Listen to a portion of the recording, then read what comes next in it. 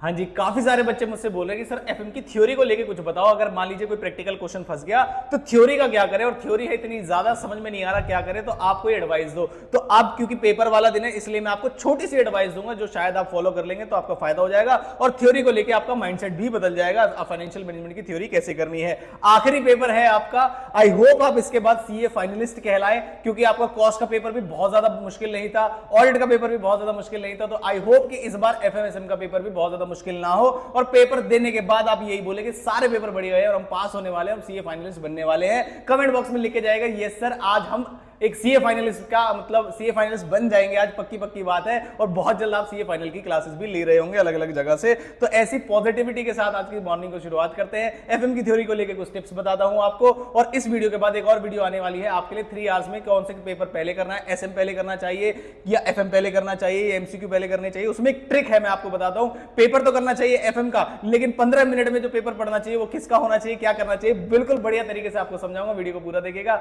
Like जरूर कर दीजिएगा। और हमारे 10,000 सब्सक्राइबर होने में 400 सब्सक्राइबर्स बाकी है। आई होप आप सभी ने सब्सक्राइब कर रखा है। जो बच्चे देख रहे हैं, जिन्होंने नहीं कर रखा वो कर लीजिएगा। चलिए वीडियो को शुरू करते हैं।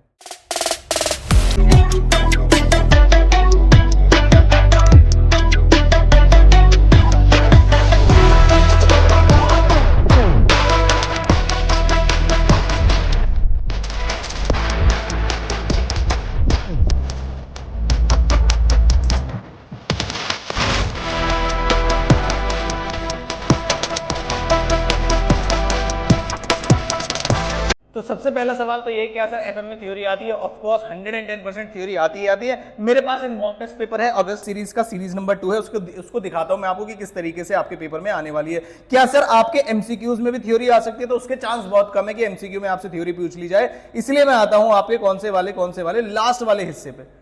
ठीक है, लास्ट वाला हिस्सा क्या कहता है, पेपर पैटर्न क्या होता है, मार्क्स वगैरह आपको सब कुछ पता होंगे। तो इसमें 4, 4 और 2 यानी कि 10 नंबर, हर एक क्वेश्चन 10 नंबर का होगा। इस तरीके से आपको पता होगा 15 मार्क्स के एमसीक्यू होंगे और आपको कोई भी 3 क्वेश्चन करने हैं, जिसमें से फर्स्ट क्वेश्चन कंपलसरी है। तो एफएम का पेपर आपको बहुत ज्यादा डराएगा नहीं, शुरू होने से पहले खत्म हो जाता है कि जब भी 2 पार्ट में पेपर होता है आपको उसके लूप होल्स पता होने चाहिए कि सर कैसे करना है पेपर। ठीक है, 3 घंटे वाली वीडियो तो मैं आपके लिए अलग से बताऊंगा। अभी मैं पूरा फोकस करता हूं सर थ्योरी को लेकर कुछ बताओ। अगर हमने कुछ नहीं पढ़ रखा तो हम क्या करें, और अगर क्योंकि सही भी बात है, अगर आपने बहुत पहले से थ्योरी पढ़ते हुए आए हो तो एक अलग मैटर है। अदरवाइज एग्जाम के समय पे कोई बच्चा थ्योरी में लग जाए, वो भी सिर्फ एफएम की, उससे अच्छा है वो एसएम में पूरा फोकस कर ले और 50 नंबर पे बहुत ज्यादा फोकस करे। तो अगर आपने कुछ भी तैयारी नहीं की है थ्योरी की तो वीडियो जरूर देख के जाना, बताता हूं कैसे, देखो जरा ध्यान से। पहली चीज तो सर क्या थ्योरी में मार्क्स मिलते हैं? अगर आप भाई टिप टॉप लिखोगे ना एकदम बिल्कुल ब्रिलियंट तरीके से, तब वो पूरे पर नंबर देते हैं। पहली बात तो ये सुनना। तो फर्स्ट प्रायोरिटी आपकी ये होनी चाहिए कि प्रैक्टिकल ही करने हैं। और अगर आप मुझसे सलाह पूछेंगे, जैसे मान लीजिए सर एक क्वेश्चन का में एक पार्ट आता है और जो दूसरा वाला पार्ट है वो थोड़ा थोड़ा होता है, समझ में नहीं आ रहा अब मुझे थ्योरी करूं या क्या करूं, तो मैं आपको सजेशन दूंगा कि जो प्रैक्टिकल वाला पार्ट आपको पूरा आता है एक पार्ट, उसे पूरा कर दीजिए और सेकंड वाले को अटेम्प्ट करके आ जाना। थ्योरी को मत करना, पहली प्रायोरिटी पे मेरी थ्योरी है ही नहीं। और अगर मान लीजिए आपको थ्योरी में ऐसे क्वेश्चन मिल गए कि सर ये तो मुझे बिल्कुल पॉइंट टू पॉइंट याद है, तब भी कोई भी बच्चा गलती ना कर दे, उसे आंसर नंबर फर्स्ट मतलब सबसे पहले ना कर दे, वो एक नेगेटिव इंप्रेशन छोड़ के जाएगा एग्जामिनर के ऊपर। फाइनेंशियल मैनेजमेंट के बच्चे के प्रैक्टिकल कांसेप्ट्स वीक है, इसलिए सबसे पहले वो क्या उठा रहा है, थ्योरी। तो थ्योरी को करना तो लास्ट में है। ठीक है सर, ये बताइए, अब आते हैं कुछ थ्योरी कैसे आती है, जरा ध्यान से देखिएगा। Explain the relationship between EBIT, EPS and MPS. अब ये कितने नंबर के लिए है सर? ये 2 मार्क्स के लिए है। क्या करना चाहिए सर हमें? मुझे लगता है इसके लिए हमें एक इनकम स्टेटमेंट बना देनी चाहिए। ईबीआईटी, ईपीएस और एमपीएस, मार्केट प्राइस पर शेयर कैसे निकाला जाता है, तो सबको पता होगा। रिलेशन का मतलब यहां पर ये है कि सर ईबीआईटी में से हम बहुत सारे एक्सपेंसेस माइनस करते हैं, इंटरेस्ट, प्रेफरेंस, डिविडेंड वगैरह, और लास्ट में आ जाता है नेट इनकम या नेट अर्निंग्स। उसे जब हम डिवाइड करते हैं number of equity share holder से, तो आ जाता है ईपीएस। क्योंकि कुछ जो आपकी होती है वो प्रैक्टिकल ओरिएंटेड होती है, तो बहुत ज्यादा टेंशन मत लीजिएगा। 1-2 थ्योरी क्वेश्चन तो आप वैसे भी अटेम्प्ट कर लोगे। जैसे ये आ गया ईपीएस। अब सर उसने क्या क्या पूछा है कि ईबीआईटी का क्या रिलेशन है किससे, ईपीएस से और एमपीएस से। तो मैं आपको बताता हूं कि जब आप इसे मल्टीप्लाई करते हैं किससे, प्राइस अर्निंग रेशियो से, तब क्या निकल के आता है, तब मार्केट प्राइस निकल के आता है। आई होप ये वाला फॉर्मूला सबको पता होगा। तो इस तरीके से एक फॉर्मूला आप बना सकते हैं। डिपेंडेंसी पी रेशियो पे बता सकते हैं, ईपीएस बढ़ेगा, प्राइस अर्निंग रेशियो बढ़ेगा तो मार्केट प्राइस भी बढ़ेगा। इस तरीके से कुछ ना कुछ तो आप लिख के आएंगे, और दो बहुत ज्यादा मार्क्स के होते नहीं तो आपको पक्का पक्का मार्क्स मिलेंगे। इसमें कोई भी दिक्कत वाली बातें नहीं है। सर एक क्वेश्चन आया फाइनेंशियल लिवरेज का, और डबल एज स्वॉर्ड है, सभी पता होगा। डबल एज स्वॉर्ड का मतलब होता है पॉजिटिव भी होता है, नेगेटिव भी होता है। तो फाइनेंशियल लिवरेज का एक पॉजिटिव एस्पेक्ट बताना है आपको, एक नेगेटिव एस्पेक्ट बताना है, और कुछ नहीं तो सर हम फाइनेंशियल लिवरेज का फॉर्मूला लिख के आ जाएंगे फाइनेंशियल लिवरेज क्या डिनोट करता है, percentage change in EBT divide by percentage change in EBIT, EPS और एमपी, जो भी आपका ईएटी आ जाता है या ईपीएस आ जाता है, सभी में कुछ ना कुछ तो लिख के आएंगे और आपको मार्क्स 110% वो देगा। इसमें कोई भी दिक्कत वाली बातें नहीं है। तो आपका एक जो पार्ट है थ्योरी का वो प्रैक्टिकल ओरिएंटेड होगा और आप कर लेंगे, उसे टेंशन मत लीजिएगा। अब बच्चे सर बताइए फिर 4 नंबर में क्या करें, मतलब जो बाकी के 4 नंबर में गड़बड़ हो सकती है, तो देखो जरा ध्यान से लीज वगैरह से। अब भाई मैं तो आपको ये नहीं बोलूंगा कि लास्ट टाइम पे आप रट के चले जाइए, तो आप क्या कर सकते हैं मैं बताता हूं सर क्या कर सकते हैं।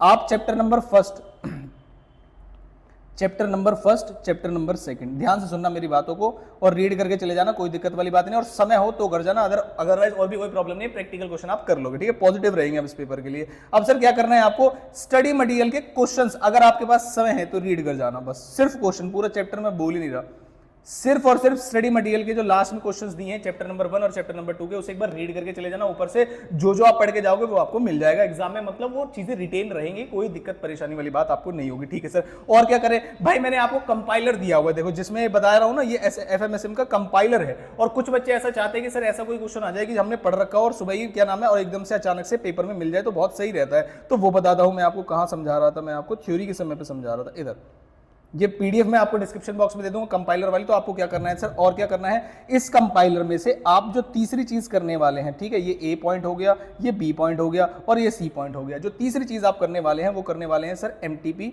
कौन कौन से सर, एमटीपी, इसमें सीक्वेंस में लगे हुए आंसर भी है, एमटीपी 1 और 2, कौन कौन से सर, मई वाले भी और सितंबर वाले भी। सभी में कितने कितने क्वेश्चन होंगे, लास्ट वाला पार्ट होगा, आप एक बार क्वेश्चन पढ़ जाइएगा, रीड कर जाइएगा, कोई फॉर्मूला बेस है तो फॉर्मूला देख जाइएगा, बस बात खत्म। तो सर इससे क्या हो जाएगा, हाँ, और आरटीपी भी करके जानी है इन दोनों अटेम्प्ट की। अगर आप इतना कर पाएंगे तो डरिएगा मत, आपको कोई ना कोई क्वेश्चन मिल जाएगा। और इस पूरे समय में जो जो मैं आपको बता रहा हूं, इसमें 1 घंटे से ज्यादा मत लगाना, जहां 1 घंटे से ज्यादा लग रहा है वहीं रुक जाना आप। तो ये मेरा आपको सजेशन है, क्वेश्चन आपको मिल जाएगा।